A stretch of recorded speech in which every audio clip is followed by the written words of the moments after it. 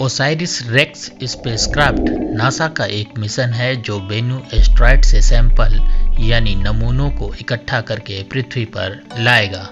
NASA से पहले 2010 में जापान के हायाबुसा स्पेसक्राफ्ट को इटोकावा एस्टेरॉयड के सैंपल एकत्र करके पृथ्वी पर लाने में सफलता मिल चुकी है।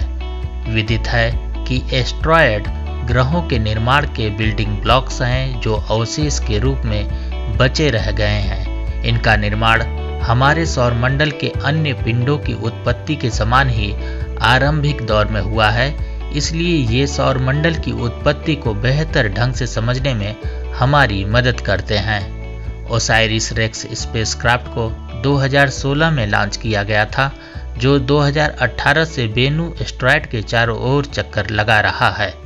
यह स्पेसक्राफ्ट तभी से इस एस्टेरॉयड के सतह का सर्वेक्षण करने के साथ ही सैंपल को एकत्र करने के लिए उपयुक्त जगह की पहचान करने में भी लगा था। विभिन्न प्रकार की तकनीकी चुनौतियों और इस स्पेसक्राफ्ट द्वारा भेजी गई अनेकों तस्वीरों के विश्लेषण के बाद नासा ने एस्टेरॉयड के नाइटिंगेल साइट को सैंपल इकट्ठा करने के लिए चुना है।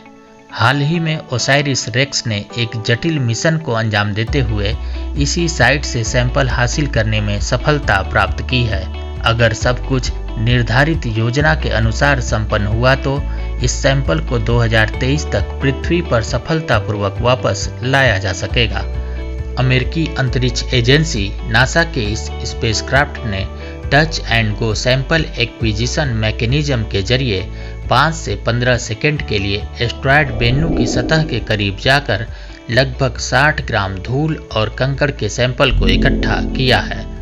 टच एंड गो एक जटिल प्रक्रिया है जिसके तहत स्पेसक्राफ्ट बेनू की सतह के करीब आते समय अपनी गति को कुछ धीमा कर लेता है और अपने रोबोटिक आर्म से बेनू की सतह से सैंपल कलेक्टर के द्वारा सैंपल को एकत्र करते हुए अपने पूर्व निर्धारित रास्ते पर आगे बढ़ जाता है।